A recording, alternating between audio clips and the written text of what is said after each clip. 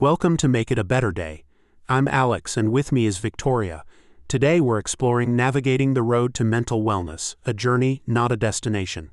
Our article opens with this powerful quote from psychologist Noam Spencer. Mental health is not a destination but a process. It's about how you drive, not where you're going. You know, when I first read this article, I immediately thought about my grandfather. He was a driving instructor for 40 years, and he always said, it's not about getting there first. It's about getting there safely. That's such a perfect parallel to mental health. We're often in such a rush to fix ourselves or reach some ideal state of mind, but let's dig into why this driving metaphor works so well. What stands out to you most? The way it captures both the everyday and the extraordinary moments. Just like driving, some days are straightforward commutes, while others throw unexpected challenges at you.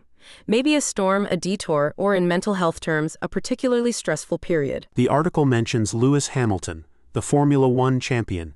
What fascinates me is how even someone who's mastered actual driving at the highest level still talks about navigating his mental health journey. Exactly, and Hamilton's approach is so instructive. He talks about how in racing, you can't just focus on the finish line, you have to be present for every turn, every decision. The same goes for mental health. That reminds me of something from the article, the importance of daily check-ins. Could you walk our listeners through what that might look like in practice? Think of it like your morning car inspection. Before you start your day, you check your gauges. With mental health, maybe you're asking yourself, how's my emotional fuel tank? Are my stress levels running hot? Do I need to adjust my speed today? I started doing something similar after my burnout last year. Just 3 questions every morning. What's weighing on me? What's giving me energy? What do I need today? That's brilliant, and it's so much more manageable than feeling like you need some elaborate self-care routine.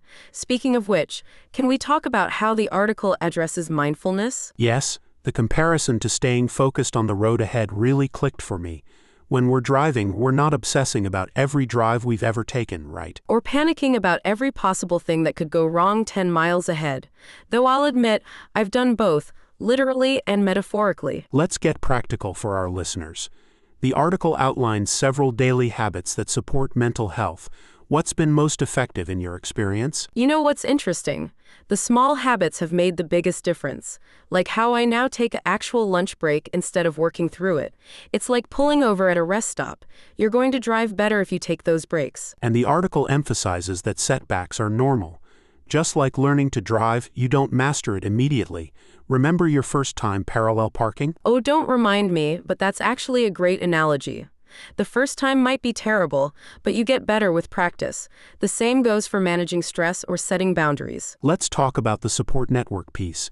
The article compares it to having co-pilots, which I love. How has your support system helped you navigate tough times? Last month, I was dealing with some pretty intense anxiety. Instead of trying to power through alone, I actually reached out to my sister. She didn't try to fix everything, she just listened. Sometimes you need someone else to help you read the map, you know? Absolutely. And speaking of maps, the article suggests this fantastic 10-minute reflection exercise. Should we walk our listeners through it? Great idea. So listeners, grab a journal if you can. We're going to explore what driving well means in your mental health journey. First, think about what helps you stay steady during challenging times. Right, and consider what signs tell you it's time to slow down or take a break.